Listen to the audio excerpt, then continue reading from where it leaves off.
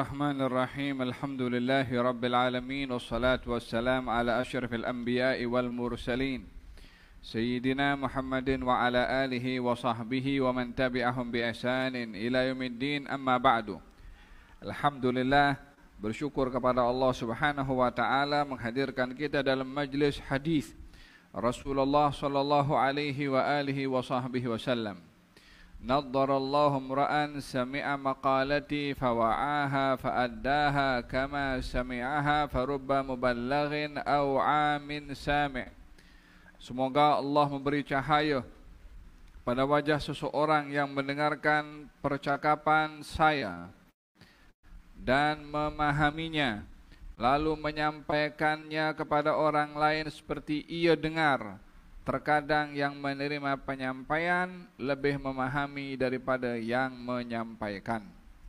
Alhamdulillah, mudah-mudahan majlis kita hari ini menjadi sebab cahaya kepada jiwa, hati dan kepada wajah kita, sehingga termasuk daripada golongan orang-orang wujuhu yawma idzin nadhirah ila rabbiha nadhirah. Di hari wajah-wajah manusia diberi keceriaan dan cahaya melihat kepada Tuhan mereka, termasuk mudah-mudahan kita digolongkan dalam wajah-wajah tersebut. Amin, Allahumma amin. Majlis hari ini juga dihadiri oleh tetamu daripada Kerala, India, Syekh Shahabuddin Ibrahim Al-Khalil, Akhul Khalil Ibrahim, mudir Ma'had Al-Ma'din di Kerala. Saya pernah pergi berziarah ke tempat abangnya di Kerala. Masya Allah, luar biasa jumlah muridnya. Alhamdulillah, majlis dihadiri oleh saudaranya Syekh Shahabuddin. Mudah-mudahan kehadiran beliau menambahkan lagi barakah. Zadahullahu ilman wa barakatan wa naf'an wa faidatan ya rabbal alamin. InsyaAllah nastami' ad-du'a min al-Syekh fil akhir insyaAllah. Kitabun Nabi sallallahu alaihi wa alihi wasallam ila Kisra wa Qaisar. Surat baginda Rasulullah kepada Kisra dan Qaisar. Ianya merujuk kepada misi dakwah Nabi internasional. Nabi diutus bukan kepada bangsa Arab sahaja, walaupun Nabi orang Arab. Beliau bersabda, saya diutus kepada orang Arab dan Ajam. Arab adalah yang berketurunan daripada Arab atau kabilah yang namanya Jurhum. Yang bukan Arab namanya Ajam. Ajam adalah bangsa yang bukan daripada keturunan Arab. Menjadi perbezaan ulama tentang para anbiya. Adakah Arab atau bukan? Kebanyakan para nabi bukan daripada Arab. Nabi Adam bukan Arab sebab dia bapaknya Arab. Arab muncul kemudian. Faham tak? Jadi Nabi Musa daripada Bani Israel, Nabi Isa daripada Bani Israel. Dan ramai para anbiya juga daripada bukan Arab. Dalam istilah Arab, kalau bukan Arab namanya Ajam. Baginda Rasulullah sallallahu alaihi wasallam bersabda, saya diutus kepada orang Arab dan Ajam. Maksudnya bukan Arab. Kepada orang Arab dan juga kepada orang bukan Arab. Bila dikatakan Ajam, ia merangkumi orang Afrika, merangkumi orang Asia, merangkumi orang putih, orang Eropa, semua. Itu termasuk daripada selain daripada Arab. Istilah yang digunakan adalah Ajam. Baginda Rasulullah menjalankan tugasan dakwah untuk menyampaikan risalah kepada orang Arab dan bukan Arab dengan menghantarkan surat kepada raja-raja, baik itu di Persia, Kisra, dan di Rum, Qaisar. Termasuk di Habasyah, An-Najashi. Termasuk di Mesir, bangsa Qibti, Muqawqis. Baginda Rasulullah tulis surat memberitahukan aslim taslam, kau masuk Islam kau selamat. Semua surat-surat itu ditulis dengan bahasa diplomatik. Ila Kisra azim Faris, ila Qaisar azim Rum. Bahasanya itu kepada Raja Persia, penguasa, kepada Kisra, penguasa Persia. Jadi ayatnya itu begitu. Di dalam kita berinteraksi dengan orang, hendaklah ditempatkan orang itu tepat pada tempatnya. Inzalun nas manazilahum, tempatkan orang pada tempatnya. Walaupun Kisra waktu itu menyembah api, tidak dikatakan kepada Kisra penyembah api yang kafir. Dia tahu itu. Faham tu? Jadi azimu Kisra, penguasa Kisra, penguasa Rom. Jadi ayatnya Nabi SAW straight to the point. Dan memberikan hujjah kepada penguasa-penguasa itu. Ada di antara mereka yang beriman seperti An-Najasyi. An-Najasyi kata, kalau saya boleh jumpa dengan orang ini, saya akan cuci kakinya. Kata An-Najasyi setelah membaca surat baginda Rasulullah SAW. Ada yang tidak beriman namun tidak menentang, seperti Muqawqis menerima surat Nabi, lalu utusan Nabi itu diberi hadiah. Di antara hadiahnya adalah Maryah Al-Qibtiyah. Maryah Al-Qibtiyah yang akhirnya menjadi hamba sahaya kepada Rasulullah SAW. Itu pemberian Raja Mesir, Muqawqis. Maryah Al-Qibtiyah. Qibti, daripada Maryah Al-Qibtiyah lahir anak yang bernama Ibrahim, yang meninggal dunia di masa kecil lagi. Faham dong? Raja Muqawqis tidak beriman, tetapi tidak menentang. Ada yang menentang, seperti Raja Persia. Ketika diberi surat, dikoyak suratnya Nabi SAW. Maka baginda Rasulullah ketika mendengarkan kabar kalau suratnya Nabi dikoyak, Nabi mengatakan mazzaqallahu mulkahu. Semoga Allah mengkoyak juga kerajaannya. Ada yang diutus oleh Nabi, dutanya dibunuh. Jadi waktu itu ada beberapa kejadian di mana duta yang diperintahkan oleh Nabi membawa surat, pelbagai macam keadaan yang berlaku. Di antaranya adalah surat Nabi SAW kepada Kisra. Katanya Kisra ini setelah meninggal dunia digantikan oleh anak perempuannya. Maka yang menjadi pemimpin penguasa Persia waktu itu adalah seorang perempuan. Lalu bagaimana seorang perempuan boleh menjadi pemimpin negara? Apa hukumnya? Katanya di sini an Abi Bakrata radhiyallahu anhu qala nafa'ani Allahu bi kalimatin sami'tuha min Rasulillah sallallahu alaihi wasallam. Abu Bakrah berkata, telah memberi manfaat kepada saya satu kalimat yang saya dengar daripada Rasulullah sallallahu alaihi wasallam. Ayyamal Jamal, masa peperangan Jamal. Apa peperangan Jamal?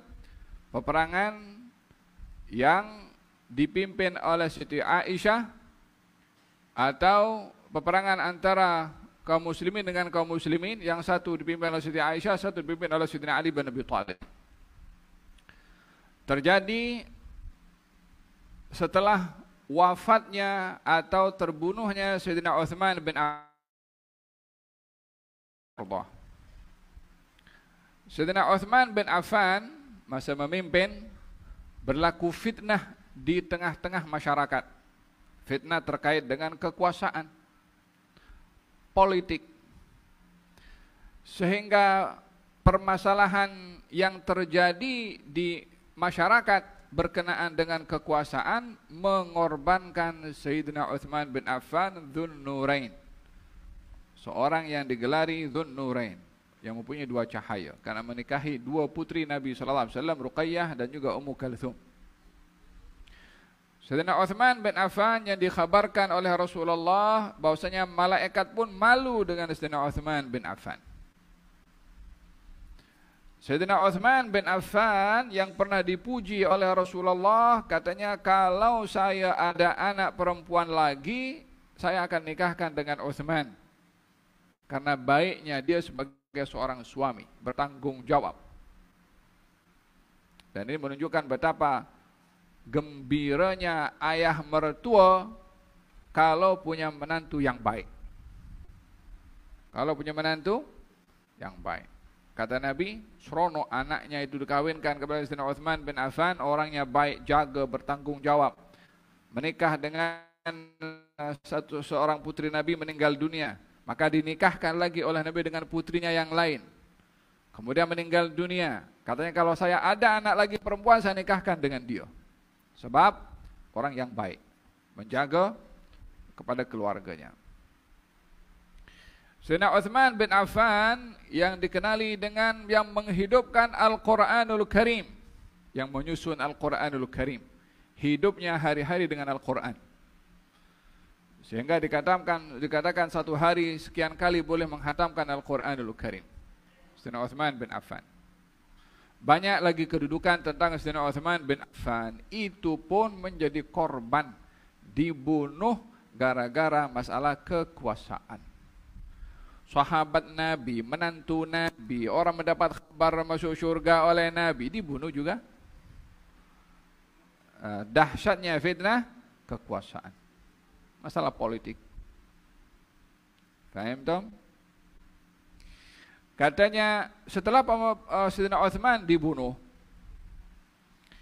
maka waktu itu dilantik Sayyidina Ali bin Abi Thalib karamallahu wajhah secara kolektif, yakni secara undian. Semua masyarakat umat Islam memilih atau melantik atau menginginkan Sayyidina Ali untuk menjadi khalifah. Dalam keadaan kacau waktu itu, beliau terpaksa menerima keadaan atau lantikan itu, walaupun beliau enggan untuk menerima pada awalnya, karena beliau lebih memilih untuk memainkan peranan keilmuannya dalam berdakwah. Maka dilantiklah Sayyidina Ali bin Abi Thalib karramallahu wajhah. Dalam hal ini berlaku fitnah yang tak selesai, di mana di Syam Muawiyah bin Abi Sufyan enggan untuk berbaiat kepada Sayyidina Ali. Disebabkan oleh kerana belum selesai kes pembunuhan Sayyidina Uthman bin Affan, belum dijumpai siapa pelakunya. Maka katanya saya tak akan baiat kalau tak ditangkap pelakunya. Termasuk yang waktu itu terbawa dengan arus fitnah yang begitu dahsyat adalah Siti Aisyah radhiyallahu anha wa ardhaha. Yang ketika itu bersama dengan Siti Aisyah, Talhah bin Ubaidillah dan Zubair ibn al-Awwam. Ini semua orang-orang hebat daripada sahabat-sahabat Nabi SAW. Tapi bila fitnah berlaku, orang hebat pun juga hanyut. Boleh tertutup untuk memastikan tentang situasi keadaan yang menyebar pada masa tersebut. Banyak golongan orang, belum lagi orang-orang munafik, orang-orang yang suka tukang cocok, yang meletakkan minyak pada api, golongan kaum munafikin, golongan namam yang mengadu domba, yang provok. Termasuk waktu itu Siti Aisyah diajak untuk menuntut darah Sayyidina Uthman ibn Affan radhiyallahu anhu. Niatnya baik, supaya keadilan ditegakkan.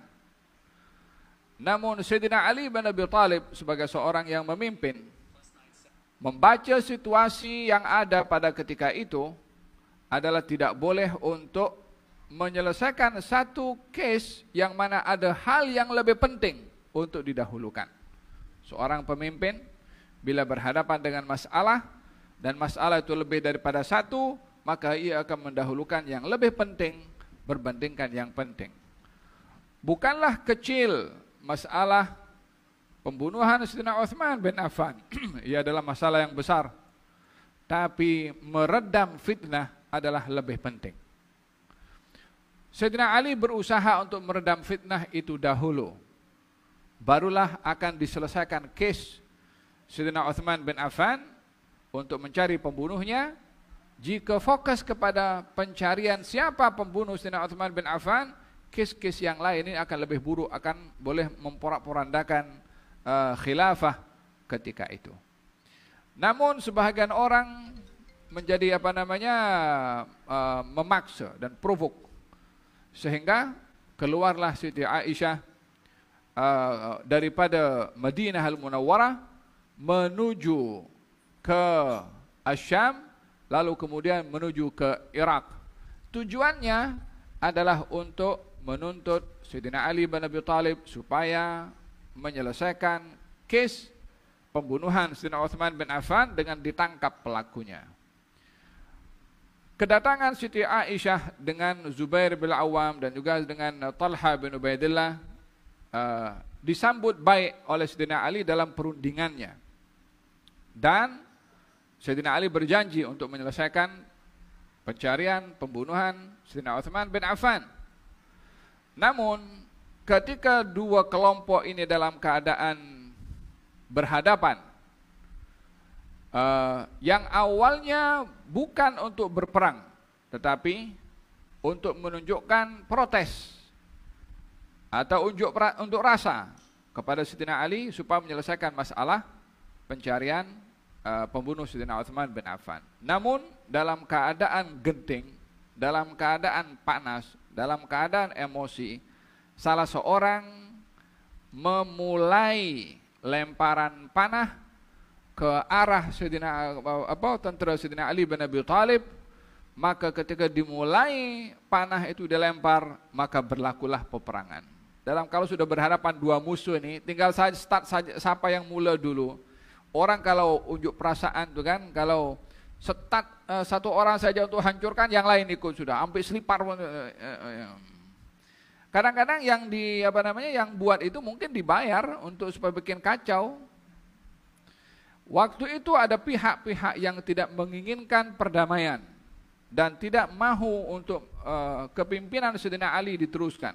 Maka mereka itulah yang memulai untuk melempar panah dan menjadikan situasi tidak dapat dikawal, dan berlakulah peperangan tanpa dikehendaki oleh kedua-dua belah pihak, oleh Sayyidina Ali dan juga oleh Siti Aisyah.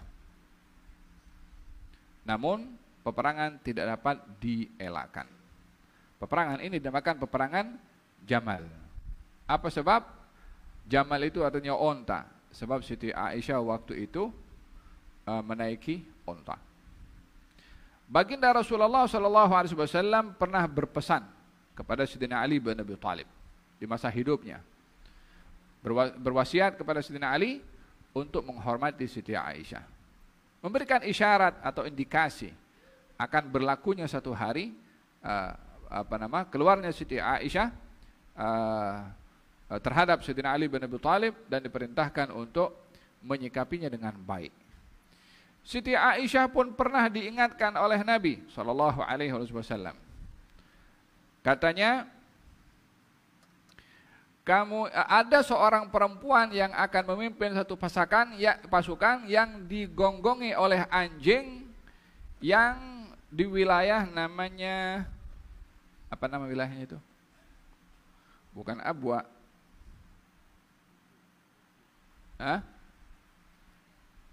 Ada satu wilayah disebutkan oleh Nabi SAW akan adanya seorang wanita yang akan memimpin pasukan, dan ketika lalu di satu kawasan ada gonggongan anjing. Siti Aisyah waktu berjalan di kawasan itu mendengar gonggongan anjing itu, maka dia teringat dengan kata-kata Nabi SAW akan adanya salah seorang daripada istri-istri Nabi SAW yang memimpin pasukan dan akan ada gonggongan anjing. Maka Siti Aisyah ketika mendengar suara gonggongan anjing itu ingat akan hadis Nabi Muhammad SAW, lalu bertanya kepada orang-orang yang ada sekelilingnya, apa nama kawasan ini? Tidak diberitahukan kepada Siti Aisyah nama sebenar yang Siti Aisyah mendengar nama itu daripada Nabi SAW, sehingga dikelirukan Siti Aisyah daripada kejadian itu. Hada kronologi atau gambaran ringkas berkenaan dengan berlakunya peperangan yang dinamakan peperangan Jamal, peperangan onta, sebab Siti Aisyah menaiki unta. Peperangan itu mengorbankan ramai. Daripada pihak Siti Aisyah, orang-orang hebat yang gugur. Seperti Zubair bin Awam dibunuh, Talha bin Ubaidillah dibunuh. Dan yang membunuh adalah bukan daripada orang-orang yang setia dengan Sayyidina Ali. Sayyidina Ali sudah pesan, jangan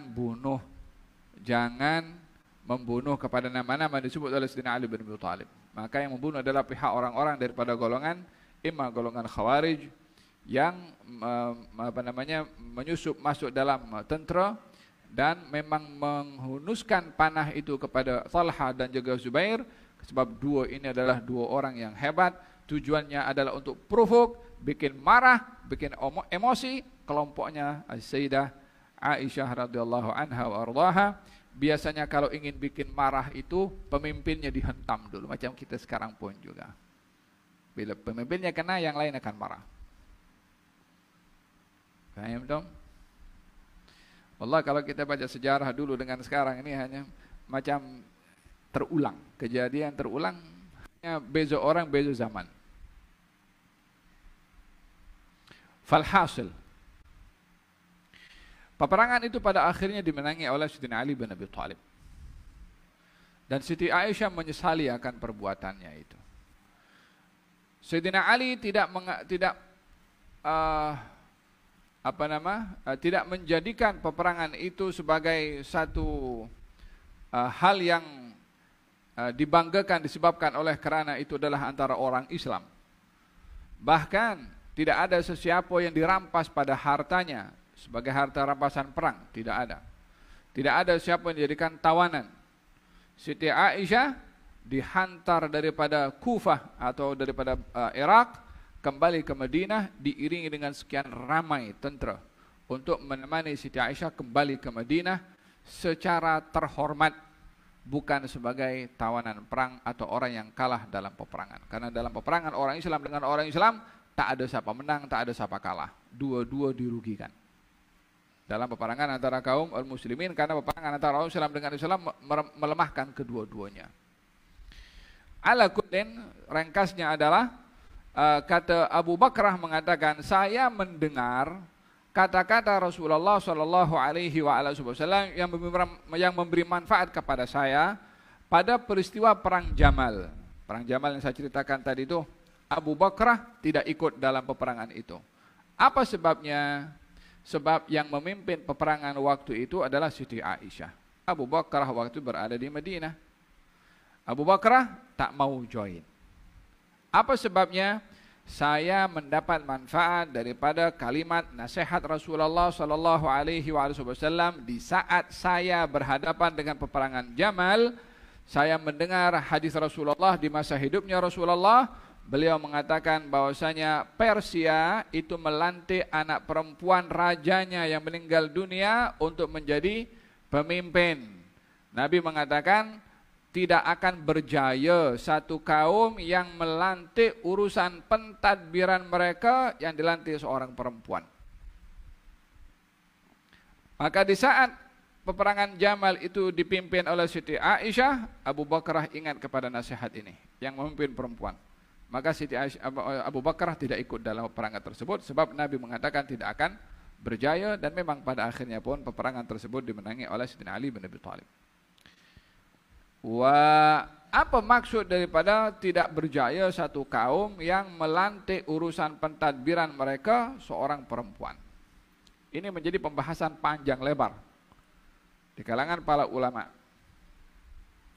Boleh tidak melantik orang perempuan menjadi pemimpin negara atau pemimpin wilayah atau yang memiliki kuasa dalam pentadbiran sektor-sektor tertentu?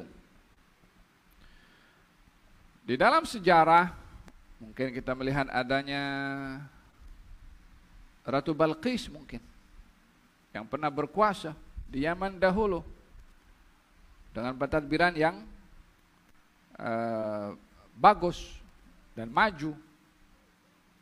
Jadi bagaimana kita nak memahami bahwasanya tidak akan berjaya satu kaum yang melantik urusan pentadbiran mereka seorang perempuan?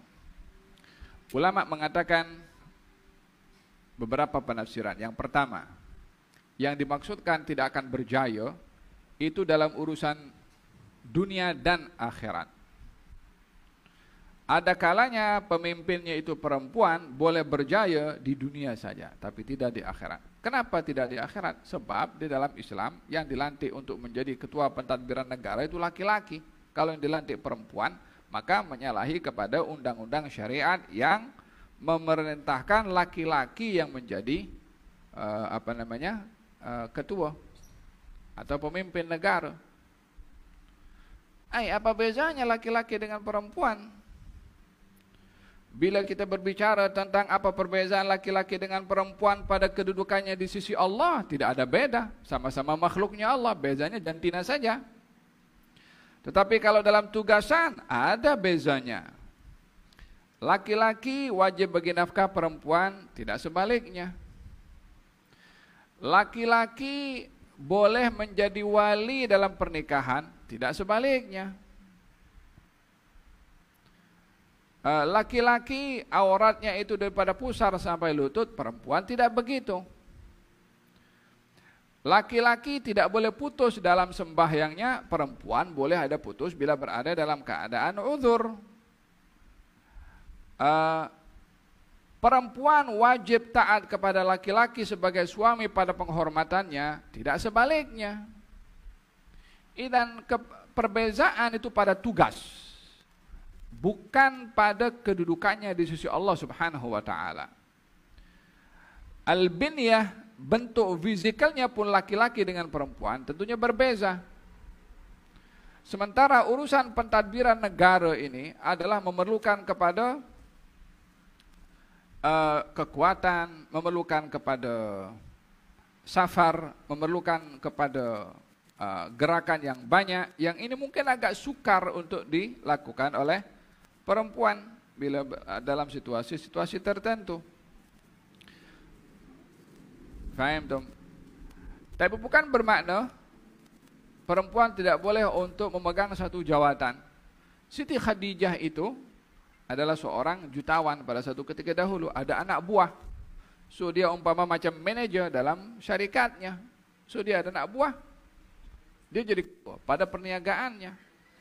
Jadi pada bahagian-bahagian tertentu diperbolehkan perempuan itu untuk mengurus tadbir, tapi dalam kepemimpinan kenegaraan atau sektor-sektor yang melibatkan pentadbiran, melibatkan orang ramai, maka dalam hal ini mestilah laki-laki yang dilantik untuk mengurus tadbir. Pendapat yang kedua mengatakan bahwasanya tidak berjaya satu kaum jika melantik urusan pentadbiran mereka seorang perempuan. Maksudnya kebiasaannya begitu, kebanyakannya begitu, tapi bukan bermakna sama sekali tidak berjaya, sama sekali tidak boleh sukses. Ya, ada kalanya pemimpin yang dipimpin oleh perempuan boleh berjaya, tapi ia tidak menjadi satu kebiasaan. Pada kebiasaannya tidak. Maka penafsiran hadis ini ketika mengatakan tidak akan berjaya satu kaum yang melantik pemimpinnya daripada perempuan, merujuk kepada kebiasaan atau kebanyakan. Ya, jadi ini berbicara tentang secara umumnya hadis Nabi Muhammad sallallahu alaihi wasallam tidak akan berjaya satu kaum yang melantik urusan pentadbiran mereka daripada kalangan kaum wanita atau perempuan. Hadis ini yang menjadi satu ibrah bagi Abu Bakrah untuk tidak join dalam peperangan Jamal karena yang memimpin waktu itu seorang perempuan, yaitu Siti Aisyah radhiyallahu anha wa ardhaha. Nah, gerak. Babu maradin Nabi sallallahu alaihi wasallam wa wafatuhu. عن عائشة رضي الله عنها قالت دعا النبي صلى الله عليه وسلم فاطمة عليها السلام في شكواه الذي قبض فيه فسارها بشيء فبكت ثم دعاها فسارها بشيء فضحكت فسألناها عن ذلك فقالت سارني النبي صلى الله عليه وسلم أنه يقبض في وجعه الذي توفي فيه فبكيت ثم سارني فأخبرني أني أول أهل بيته yatba'uhu fadhahiktu. Bab sakit dan wafatnya Nabi Muhammad sallallahu alaihi wasallam. Diriwayatkan daripada Sayyidah Aisyah radhiyallahu anha Dalam keadaan sakitnya yang bertambah parah, Nabi sallallahu alaihi wasallam manggil Fatimah dan menceritakan suatu rahasia kepadanya dan membuatnya menangis. Kemudian Nabi sallallahu alaihi wasallam manggilnya lagi dan menceritakan suatu rahasia kepadanya yang membuatnya tertawa. Ketika kami menanyakan hal itu, Fatimah berkata, yang pertama aku diberitahu bahwa Nabi sallallahu alaihi wasallam akan wafat, maka aku menangis. Dan yang kedua aku diberitahu bahwa di antara keluarga akulah yang pertama akan menyusulnya, maka aku pun tertawa. Wa anha radhiyallahu anha qalat kuntu asma'u annahu la yamutu nabiyyun hatta yukhayyara baina ad-dunya wal akhirah. Fasami'tu an-nabiyya sallallahu alaihi wasallam yaqulu fi maradhihi alladhi mata fihi wa akhadathu puhatun yaqulu ma'al ladina an'ama Allahu alaihim al-ayah fadhanantu annahu khuyyira. Wa anha radhiyallahu anha qalat kana Rasulullah sallallahu alaihi wasallam huwa sahihun yaqul innahu lam yukbad nabiyyun qattu hatta yara maq'adahu minal jannati thumma yuhayya aw yukhayyar. Falamma ishtaka wa hadrahu al-qabdu wa ra'su ala fakhidhi ghushiya alayhi. Falamma afaqa sakhasa basaruhu nahwa saqfil bait thumma qala Allahumma fir rafiqil a'la. Faqultu idan la yakhtaruna fa'araftu annahu hadithu alladhi kana yuhaddithuna wa huwa sahih. وعنها رضي الله عنها أن رسول الله صلى الله عليه وسلم كان إذا اشتكى نفث على نفسه بالمعوذات ومسح عنه بيده فلما اشتكى وجعه الذي توفي فيه طفقت أنفث عليه بالمعوذات التي كان ينفث وأمسح بيد النبي صلى الله عليه وسلم عنه. وعنها رضي الله عنها قالت أصغيت إلى النبي صلى الله عليه وسلم قبل أن يموت وهو مسند إلي ظهره فسمعته يقول اللهم اغفر لي وارحمني وألحقني بالرفيق الأعلى. وعنها رضي الله عنها في رواية قالت مات النبي صلى الله عليه وسلم وإنه لبين حاقنتي وذاقنتي فلا أكره شدة الموت لأحد أبدا بعد النبي صلى الله عليه وسلم. وعن ابن عباس رضي الله عنهما أن علي بن أبي طالب رضي الله عنه خرج من عند رسول الله صلى الله عليه وسلم في وجع الذي توفي فيه فقال الناس يا أبا الحسن كيف أصبح رسول الله صلى الله عليه وسلم؟ فقال أصبح بحمد الله بارئا. فأخذ بيده عباس بن عبد المطلب فقال له أنت والله بعد ثلاث عبد العصا وإني والله لأرى رسول الله صلى الله عليه وسلم سوف يتوفى من وجه هذا إني لأعرف وجوه بني عبد المطلب عند الموت اذهب بنا إلى رسول الله صلى الله عليه وسلم فلنسأله في من هذا الأمر إن كان فينا علمنا ذلك وإن كان في غيرنا علمناه فأوصى بنا. فقال علي إنا والله لئن سألناها رسول الله صلى الله عليه وسلم فمنعناها لا يعطيناها الناس بعده وإني والله لا أسألها رسول الله صلى الله عليه وسلم. Ada hadis sakitnya baginda Rasulullah sallallahu alaihi wasallam. Babu maradin Nabi sallallahu alaihi wasallam wa wafatihi. Bab sakitnya Rasulullah dan kewafatan Rasulullah. Hadis ini ada 1, 2, 3, 4, 5, 6 lebih kurang diriwayatkan oleh Siti Aisyah karena Siti Aisyah yang menjadi saksi utama detik-detik kewafatan Rasulullah sallallahu alaihi wasallam. Baginda Rasulullah sallallahu alaihi wasallam di bulan Ramadan pada tahun ke-10 daripada hijrahnya Rasulullah, Jibril datang 2 kali. Biasanya setiap tahun sekali, 1 hari 1 kali, 1 hari 1 kali.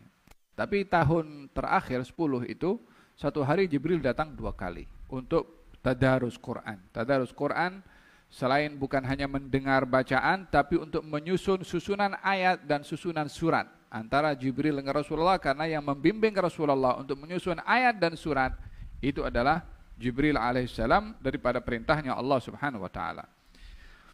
Maka Nabi menyadari bahwa datangnya Jibril pada tahun itu sehari 2 kali menjadi pertanda bahwasanya ini adalah datang yang terakhir. Kedatangan yang terakhir sebab macam nak cepat diselesaikan penyusunan ayat-ayat dan surat dalam Al-Quran sebagai tanda-tanda selesainya tugasan Jibril, dan dengan demikian selesailah penerimaan wahyu pada Rasulullah sallallahu alaihi wasallam. Maka dengan itu baginda Rasulullah mengajak kaum muslimin untuk pergi haji yang dinamakan haji itu haji wada. Dan turunnya ayat Al-yawma akmaltu lakum dinakum wa atmamtu alaikum ni'mati wa raditu lakumul islamah dina. Maka ada tanda-tanda yang ditunjukkan oleh Allah akan dekatnya ajal Rasulullah SAW. Pertama, Jibril datang 2 kali. Yang kedua, turunnya ayat Al-yawma akmaltu lakum dinakum. Yang ketiga, turunnya ayat idza jaa nasrullah wal fath. Semua itu menunjukkan kalau al-yawma akmaltu lakum dinakum, ini agama sudah sempurna. Bermakna kalau agama sempurna, tugasan Nabi sudah selesai. Idza jaa nasrullah wal fath, pertolongan Allah sudah datang, orang pun sudah ramai masuk Islam. Bermakna Islam sudah kuat. Dengan begitu tugasan Nabi pun sudah hampir selesai. Daripada tanda-tanda itu, baginda memahami bahwasanya ajalnya semakin tiba. Kita di dalam berhadapan dengan ajal, tak seorang pun daripada manusia yang mengetahui bila ajalnya. Hatta Rasulullah SAW sendiri pun juga. Oleh sebab itu Nabi mengira ini tanda-tanda. Walaupun beliau tidak mengetahui secara pasti bila berlakunya datangnya ajal baginda Rasulullah. Walaupun kita berkeyakinan bahwasanya ajal itu adalah bahagian daripada ilmu gaib yang hanya diketahui oleh Allah. Tapi ada kalanya tanda-tanda itu dapat dirasa dan dikesan. Walaupun secara umum kita kena bersedia bila-bila masa, sebab tak ada seorang pun yang ada agreement dengan malaikat maut untuk bagi tahu kalau mau datang nanti bagi tahu ya. Kita tak ada agreement, tak ada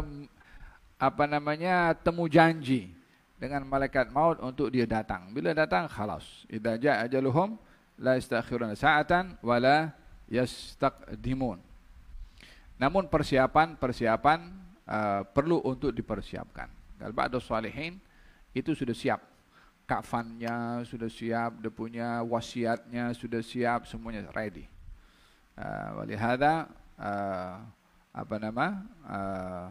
bila-bila masa ajal datang, mereka sudah bersiap sedia. Ba'da salihin menunggu-nunggu bila nama datang.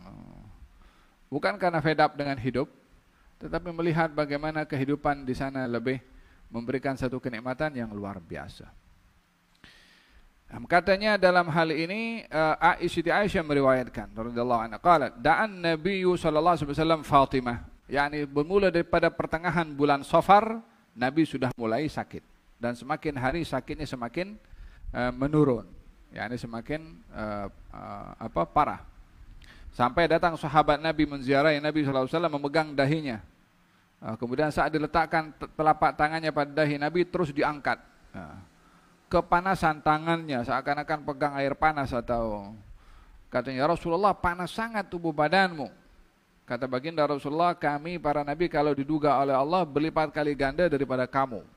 Yani hadap panasnya pun juga lebih daripada panas-panas orang biasa. Disebabkan oleh kerana semakin berat dugaan, semakin tinggi darjat yang diberi oleh Allah Subhanahu wa taala. Maka pada saat Nabi sudah mula pertengahan bulan Safar mula sakit sampai hujung bulan Safar, sampailah masuk ke bulan Rabiul Awal, semakin hari semakin menurun kesehatan Rasulullah SAW. Kemudian Nabi memanggil Siti Fatimah radhiyallahu anha fi syakwahu, pada sakitnya. Alladhi qubidha fihi fasarraha bi syai'in, maka memanggil Sayyidah Fatimah untuk mendekat kepada Rasulullah dan diletakkan sebelah kanan Nabi. Dalam riwayat yang lain sebelah kiri Nabi. Dipanggil oleh Nabi SAW supaya mendekat. Maka didekati telinganya. Sayyidah Fatimah mendekatkan telinganya pada bibir baginda Rasulullah SAW, dan Nabi berbicara sesuatu dengan perlahan-lahan. Maka menangis Sayyidah Fatimah. Kemudian ketika melihat Siti Fatimah menangis, dipanggil sekali lagi oleh Nabi SAW dan berbicara secara senyap-senyap. Kemudian tersenyum Sayyidah Fatimah. Maka Siti Aisyah tanya kepada Siti Fatimah, kenapa kamu menangis? Dan kata Siti Aisyah mengatakan, aku tak pernah tengok orang ketawa setelah menangis secepat ketawanya Siti Fatimah setelah menangis. Yakni baru sikit saja bagi tahu menangis. Nabi cakap sekali lagi ketawa. Orang itu kalau mau ketawa setelah menangis take time dulu sikit, ya kan? Kalau suami itu kan nak pujuk istri kan, kalau menangis itu kan dia ambil masa sikit, mungkin 1 jam ke 2 jam ke, pandai-pandailah dia punya cara itu kan. Bukan sini tak ada, sini semua masya Allah tak ada menangis, semuanya happy semua, tak ada masalah dalam rumah. Falhasil kata Siti Aisyah, kenapa kamu menangis?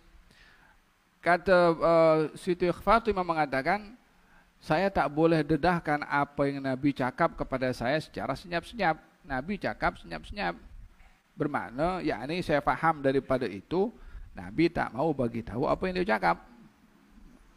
Kalau dia boleh memperdengarkan perkataannya kepada saya, kepada orang lain, dia cakap kuat-kuat bagi tahu saja, tapi cakap perlahan-lahan, maknanya tidak ingin diberitahukan. Maka katanya saya tak boleh dedahkan rahasia yang dirahasiakan oleh Rasulullah kepada saya. Siti Aisyah tertanya-tanya, apa dia cakap. Sampailah setelah wafatnya Rasulullah SAW, Siti Aisyah bertanya, sekarang Rasulullah sudah wafat, masa dia bisik-bisik kepada kamu, dia cakap apa? Maka Siti Aisyah Fatimah mengatakan, kali pertama dia beritahu sama saya kalau dia akan pergi.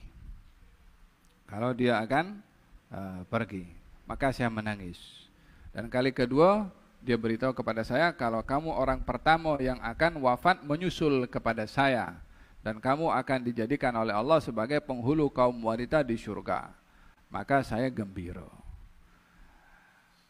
Hikmah yang perlu kita ambil di sini adalah menjaga amanah. Bila ada orang bercakap dan bercakapnya senyap-senyap karena tidak ingin didedahkan kepada orang lain, jangan cerita pada orang. Jangan cerita dekat Facebook. Menjaga amanah kepada orang yang berbicara sesuatu yang tak mau didedahkan kepada orang lain.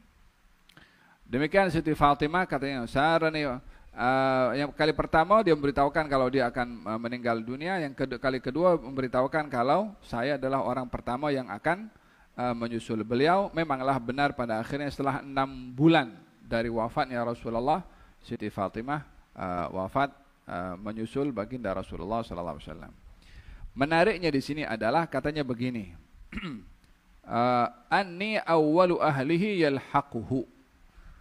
Kali kedua masa dia berbisik kepada saya, dia beritahu kalau saya orang pertama daripada keluarga Nabi yang akan menyusul Nabi. Tidak dikatakan wafat, tidak dikatakan meninggal dunia, tapi menyusul Nabi. Tidak dikatakan pun juga kamu akan masuk surga, tapi diberitahukan awwalul luhuqan bi, kamu orang pertama yang akan menyusul saya. Yang ini menyusul saya di sini akan jumpa dengan saya, akan bertemu dengan saya. Di mana? Ya di barzakhnya. Ingin memberitahukan bahwasanya hidup ini bagi Siti Fatimah di dunia tanpa Nabi jadi musibah besar.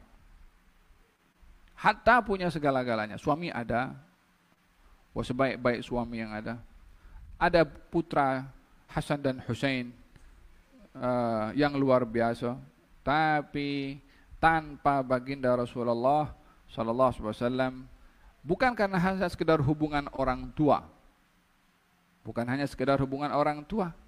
tapi ini hubungan lebih daripada itu, hubungan kenabian, hubungan risalah, hubungan dengan Tuhan, hubungan dengan kekasihnya Allah Subhanahu wa Ta'ala. Itu yang luar biasa kepada terjalinnya hubungan antara Siti Fatimah dengan baginda Rasulullah sallallahu alaihi wa ala alihi wasallam. Demikian. Katanya riwayat yang kedua, Siti Aisyah mengatakan, saya saya mendengar bahwasanya tidak ada nabi yang akan meninggal dunia kecuali diberi pilihan oleh Allah Subhanahu wa taala untuk hidup di dunia kekal atau kembali ke akhirat. Maka aku mendengar baginda Rasulullah SAW dalam sakitnya, beliau meninggal dunia, dan sebelum meninggal dunia mengatakan ma'alladzina an'amallahu alaihim minan nabiyyina was-siddiqina wasyuhada'i was-salihin fadhanantu annahu khayyir. Baginda Rasulullah masa saat naza mengatakan ma'alladzina an'amallahu alaihim, bersama dengan orang-orang yang diberi nikmat oleh Allah Subhanahu wa taala. Maka Siti Aisyah memahami kalau Nabi ditawarkan semasa naza mau hidup kekal di dunia menjadi nabi, tak kurang kedudukannya, atau kembali kepada Allah Subhanahu wa taala seperti mana pendahulu-pendahulunya daripada kalangan para anbiya dan rasul. Maka Nabi mengatakan ma'alladzina an'amallahu alaihim minan nabiyyin was-siddiqin wasyuhada wassalihin, artinya aku pilih untuk meninggal dunia bersama dengan orang-orang yang diberi nikmat oleh Allah Subhanahu wa taala.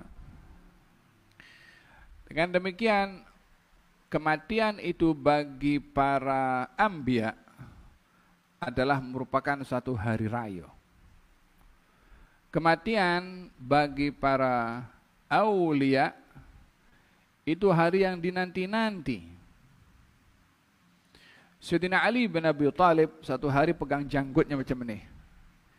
Mana orang tu yang Nabi kata dia akan pukul saya di kepala sehingga darah itu membasahi kepada janggut saya? Mana dia? Yang ini dinanti, bila dia nak datang nak bunuh saya ni? Sayyidina Bilal ibn Rabah ketika dia naza' katanya wa tarabah wa tarabah. At-tarab ini dalam bahasa Arab dia bukan senang, tapi senang double. Senang yang lebih. Katanya wa tarabah wa tarabah. Alangkah senangnya saya, alangkah senangnya saya. Orang naza' itu naza' ruh ketika dicabut itu sakitnya luar biasa. Katanya orang itu kalau dicabut nyawanya umpama ditetak oleh dengan pedang 300 kali ganda pukulan yang luar biasa. Nabi pernah berdoa, ya Allah ringankan kepada aku pedihnya sakaratul maut.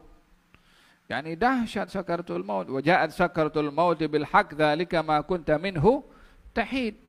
Telah datang kepada kamu sakrah. Sakrah itu pedih, sakit, derita, kematian.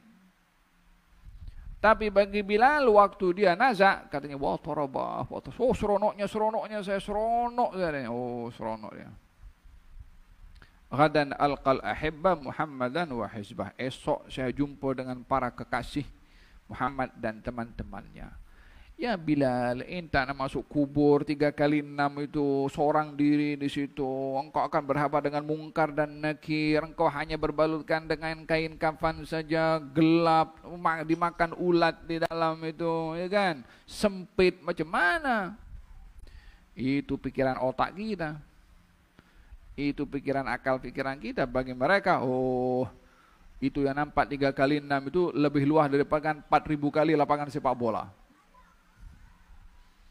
Yang nampaknya gelap itu lebih terang daripada lampu merkuri. Kalau merkuri itu entah berapa watt, ukurannya bukan pada itu. Faham tak? Esok saya jumpa dengan para kekasih. Dia tak dilihat mau masuk kubur ke, nak masuk mungkar nakir ke, tak ada. Esok nak jumpa dengan Rasulullah sallallahu alaihi wasallam. Faham tak? Hada orang yang yang rindu dengan kematian. Jadi bagi orang-orang beriman mati ini, orang para syuhada ini, hari raya mereka boleh. Gal fil hadis Jabir bin Abdullah, ayahnya Abdullah meninggal dunia, ayah Jabir meninggal dunia syahid dalam peperangan Uhud. Jabir sedih, anaknya dihampiri oleh Rasulullah. Ya Jabir, kamu jangan bersedih. Sesungguhnya mereka para syuhada yang gugur dalam peperangan diajak berbicara oleh Allah di belakang hijab, kecuali ayahmu yang diajak bicara secara langsung oleh Allah. Diajak bicara secara langsung. Katanya di offer atau ditanya oleh Allah Subhanahu wa taala kepada ayahmu, apa kamu mahu?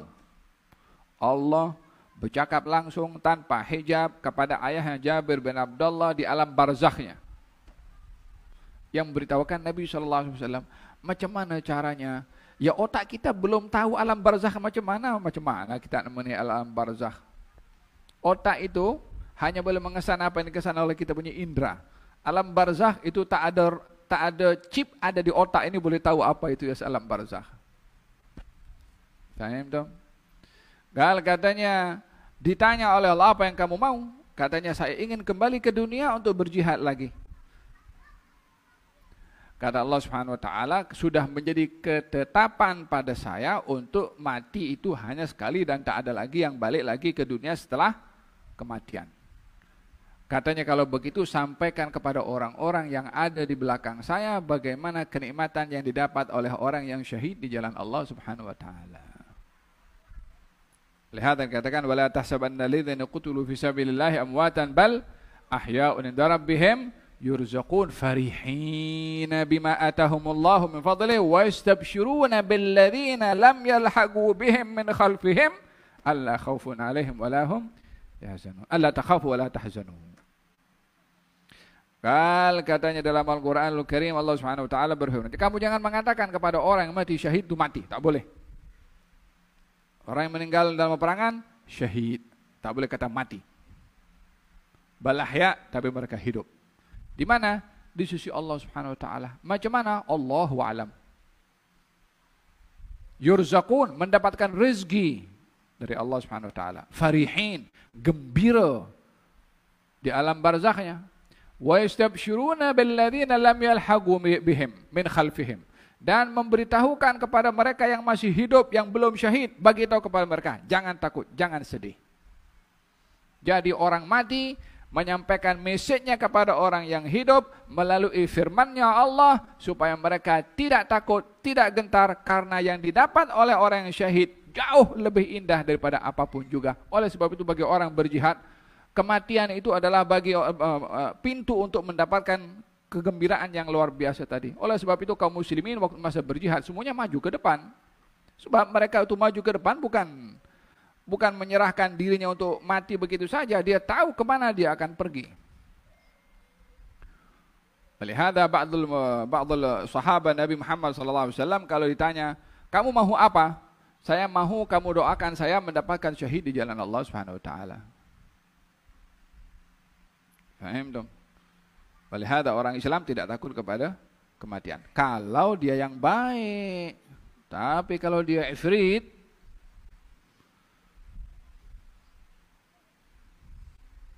faham dong? Jangan masuk daripada orang-orang yang dia masuk dalam alam barzakh yang tak dapat dibayangkan bagaimana dahsyatnya keadaan di alam barzakh. Faham dong? Hada keadaan orang-orang yang bila berada dalam keadaan nazak, kalau dia orang yang baik, maka dia orang yang gembira. Baginda Rasulullah sallallahu alaihi wasallam diberi pilihan.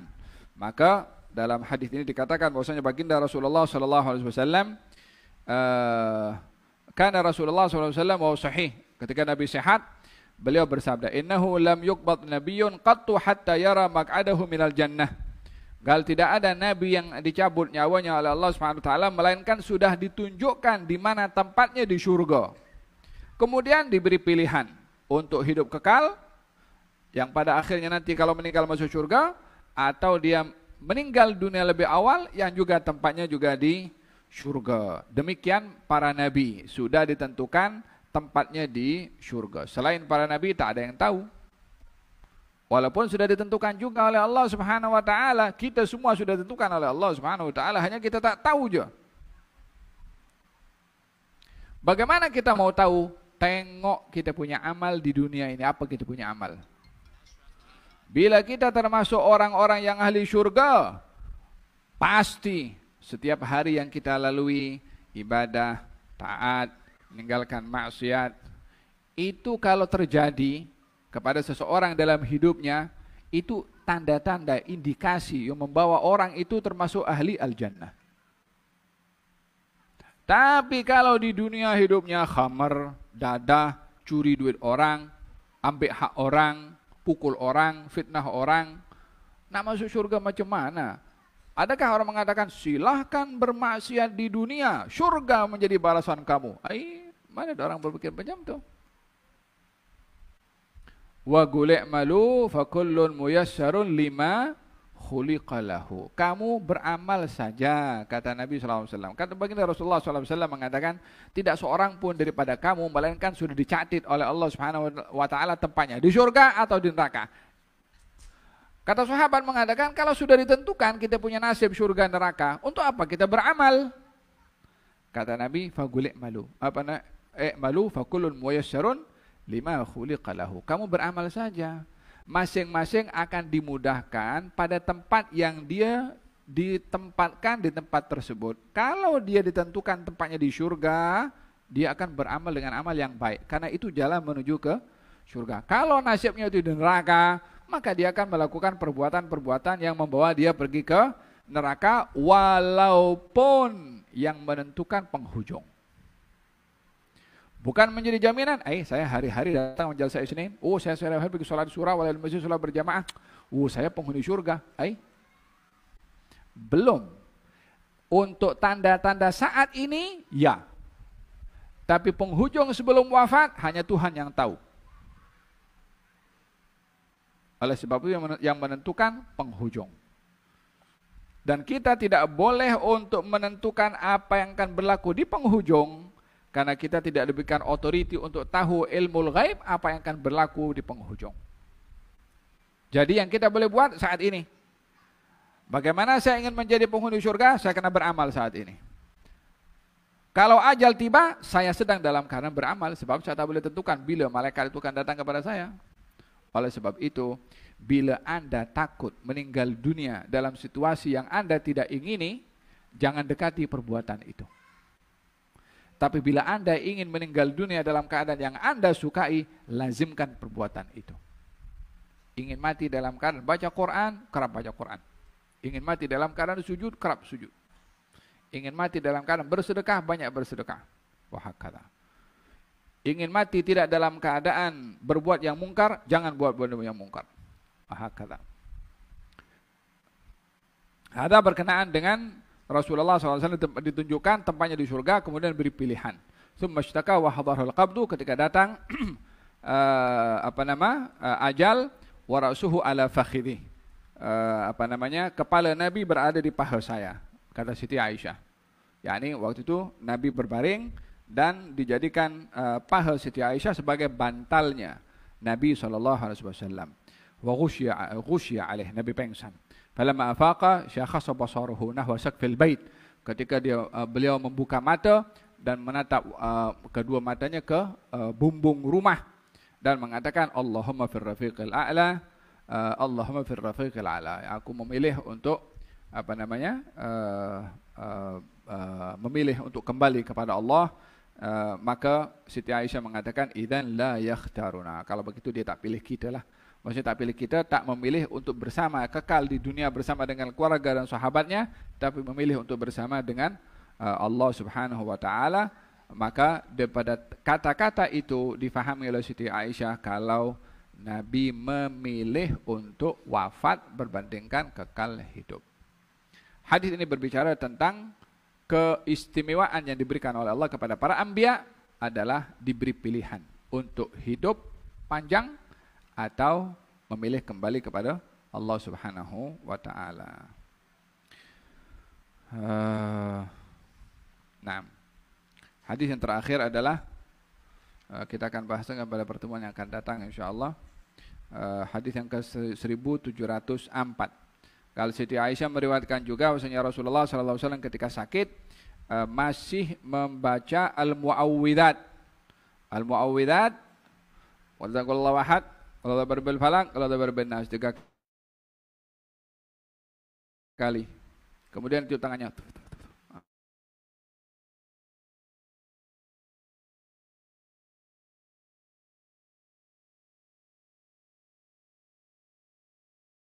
Saat Nabi dalam keadaan naza', Siti Aisyah mengambil tangan Nabi SAW dirapatkan satu dengan yang kanan dengan kirinya, dan Nabi membaca doa Al-Ikhlas dan juga Al-Mu'awwidzat, dan digerakkan oleh Siti Aisyah kedua tangan Nabi untuk mengusap kepada seluruh tubuh badan baginda Rasulullah sallallahu alaihi wasallam. Dalam hal ini kita memahami bahwa Nabi tidak pernah meninggalkan zikir tersebut, bacaan Al-Ikhlas dan Al-Mu'awwidzatain, hatta ketika nazak dan sakit serta tak larat nak angkat tangan, Nabi masih melakukannya dengan dibantu oleh Siti Aisyah. Jadi kita yang sehat walafiat ni janganlah tak buat. Takkan nak tunggu orang lain baru angkat tangan, jangan sampai begitu. Pastikan sebelum pastikan kebiasaannya kan. Kalau orang naik katil langsung baring, malas nak duduk baca. Tapi kalau pergi katil nak tidur, jangan baring dulu, duduk. Baca tu kalau Allah Ahad 3 kali, kalau berbil falak, kalau berbil nas, tiup, usap badan 3 kali, baru baring. Tapi kalau dah baring dulu, dah aduh malasnya nak bangun ni, syaitan pula kacau. Alah sunnah je. Esok pun boleh buat lagi. Syaitan kacau macam tu. Jangan terpengaruh dengan syaitan. Nah, ada beberapa hal yang terkait dengan dan bacaan itu akan memberikan perlindungan kepada kita punya hati, kepada tubuh badan daripada gangguan syaitan. Nah, wallahu taala alam bisawab. Kita akan sambung pada pertemuan yang akan datang untuk mengakhiri bab al-manaqib ini dan akan masuk kepada bab at-tafsir. Wallahu taala alam bisawab. Kita mohon kepada Syekh Syahabuddin untuk menyampaikan doanya. Nakhtim min hadaratikum bil ad-du'a qabla al-insiraf aw al-kalima kadhalik la bas. Tafadhalu. Nafrah